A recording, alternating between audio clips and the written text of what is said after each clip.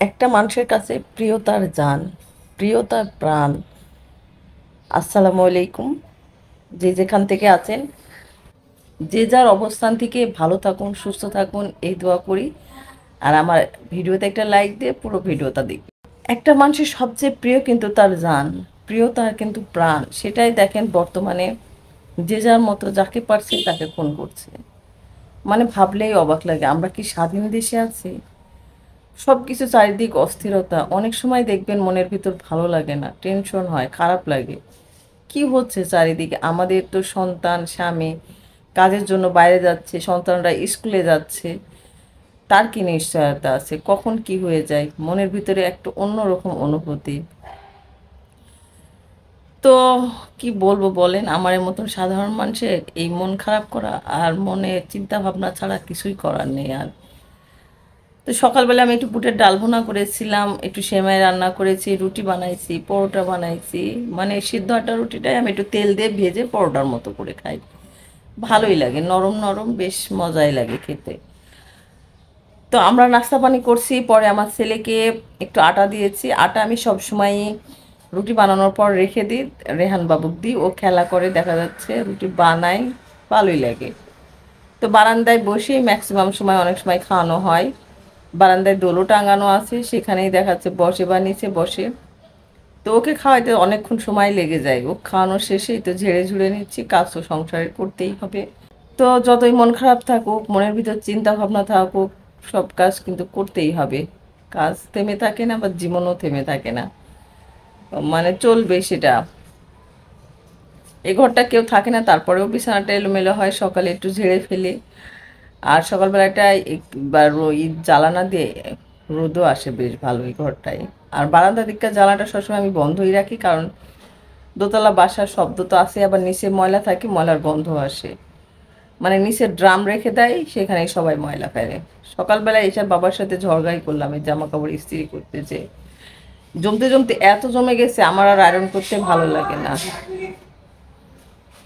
তো তারপরেও কিছু করার নেই, জামা কাপড় অনেক জমে গেছে, তাই রাগ অভিমান সব দূরে রেখেই করে ফেললাম।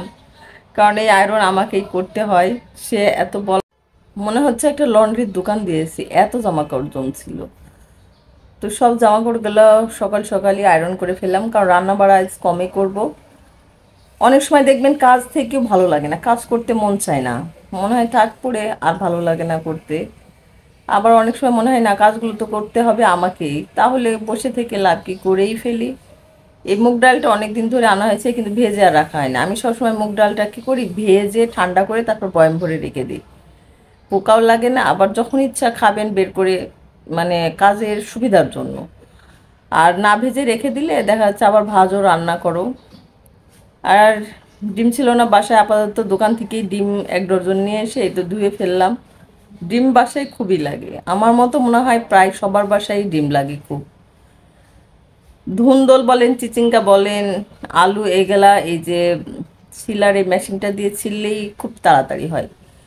মানে সুবিধা হয় আমার মনে হয় বটির থেকে বেশি। আমি অনেক সময় দেখা যাচ্ছে এই কাটার দিয়েই ছিলে ফেলি।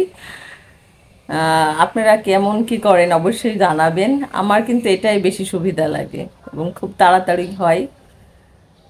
তো এগুলা ছিলে একটু দেখা যাচ্ছে ছুরি দিয়ে কেটে ফেললেই তরকারি কাটা হয়ে গেল। আমি এটা ভিতরে একটা বেগুন দিয়ে ছোট মাছ দিয়ে রান্না করব। আর সকালে এই যে বুটের ডাল রান্না করেছি, এটা দিয়েই হয়ে যাবে। ধুন্দল দিয়ে ছোট মাছ, দেখা যাচ্ছে চিংড়ি, এগুলোই বেশি খাওয়া হয়। আর এই লাইটটা আমার বোনের মেয়ে নিয়ে এসেছিলো জিম এসার জন্য, ওই লাগাই দিয়ে গেছে ঘরে। তো সেটা দেখছিলাম, তবে রাতের বেলায় বেশি ভালো লাগে। এখন তো প্রায় দেখা যাচ্ছে ঘরে এই লাইটটা সবাই লাগায়, বেশ ভালোই লাগে, খারাপ লাগে না। আর ওর বারান্দায় যে গাছ দুটি লাগাইছিলাম, গাছ দুটি দেখলাম আসলে কি অবস্থা। একসাথে দেখা যাচ্ছে 4 বারান্দায় যাওয়া যায় না, যখন যে মনে হয় সেই বারান্দায় যাই আমি। তো রান্না বান্নাও শেষ, এই রান্নাটা করতে বেশি সময়ও লাগে না, দেখা যাচ্ছে খুব তাড়াতাড়ি হয়। আর আলু ভাজাটা আমার ছেলের খুব পছন্দ, তো আমি মাঝে মধ্যেই আলুটা ভেজে দিই। দেখা যাচ্ছে আলু ভেজে একটু সস দিয়ে দিলে ও খায় সুন্দর।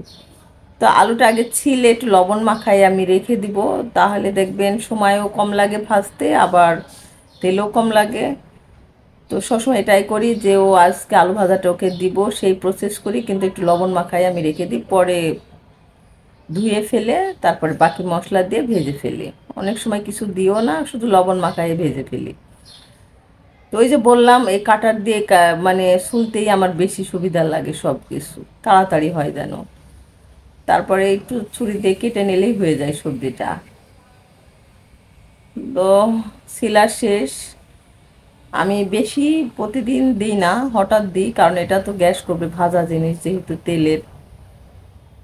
তো এখন লম্বা লম্বা করে কেটে নেব, সবচেয়ে সহজ পদ্ধতিতে, যাকে বলে পটেটো ফ্রাই। আলু ভাজা, কত কিছু হয়ে যাচ্ছে নাম এখন, মানে প্রত্যেকটা খাবারের নাম একটু দেখা যাচ্ছে চেঞ্জ করে নতুনত্ব আনা, এরকম হয়ে গেছে। কিন্তু দেখবেন ঘুরাই ফিরাই খাবার কিন্তু একই জিনিস, তাই না? তো এতক্ষণ যারা আমার ভিডিওটি দেখছেন, অবশ্যই আমার ভিডিওটা যদি ভালো লেগে যায় দেখতে দেখতে শেয়ার করবেন, চ্যানেলটা সাবস্ক্রাইব করবেন, পাশে থাকবেন। ওই যে বললাম লবণ মাখায় কিছুক্ষণ রেখে দিয়েছিলাম, তারপরে এই তো ধুয়ে ফেলেছি। এখন হলুদের গুঁড়া সামান্য, সামান্য একটু মরিচের গুঁড়া এবং লবণও খুব সামান্য দিব, দিয়ে তারপরে এর মধ্যে একটু কর্নফ্লাওয়ার দিয়ে, কর্নফ্লাওয়ারটাও খুব সামান্য, হাফ চামচের একটু বেশি দিয়ে মাখায়ে সঙ্গে সঙ্গে ভেজে ফেলবো। এটা মাখায় কিন্তু আর রাখা যাবে না। তো তেলটা গরম হতে দিব, আর এদিকে আমি মাখায়ে এটা চুলায় দিয়ে দিব। এসাও পছন্দ করে, দেখা যাচ্ছে আবার রেহান বাবুও অনেক পছন্দ করে। এবার কিন্তু খুব তাড়াতাড়ি হবে, আপনারা কিন্তু আমার টিপসটা ফলো করতে পারেন, যে আলুটা কেটে নেওয়ার পর একটু লবণ মাখায় রেখে দেবেন, তারপরে ভাজবেন, দেখবেন খুব তাড়াতাড়ি হবে এবং তেলও দেখা যাচ্ছে কম পরিমাণে লাগে। তো কার কার বাচ্চা এরকম আলু পছন্দ করে? আমার তো মনে হয় সবাই পছন্দ করে। আমার বাচ্চার মতো সব বাচ্চারই দেখা যাচ্ছে স্পাইসি খাবারগুলো খুব পছন্দ বর্তমানে। তো আলুটা এই যে এখন আমি একটু নেড়ে তারপরে হালকা একটু ঢেকে দেব, তাহলে আস্তে আস্তে দেখা যাচ্ছে 5-10 মিনিটের মধ্যেই ভাজা হয়ে যাবে। আর একটা নাস্তাও বলতে পারা যায়, শর্টকাট একটা নাস্তা। মানে এটা ভেজে দিলে আর এর সাথে এক পিস চিকেন ভেজে দিলেই কিন্তু একদম কেএফসির খাবার হয়ে যায়। তো আপনারা ভালো থাকুন, সুস্থ থাকুন, আল্লাহ হাফেজ, আসসালামু আলাইকুম। ভিডিওটা কেমন লাগলো অবশ্যই কমেন্ট করে জানাবেন। আপনারা আমার চ্যানেলের পাশে থাকবেন। এ পর্যন্তই, আবার দেখা হবে নতুন কোনো ভিডিও নিয়ে।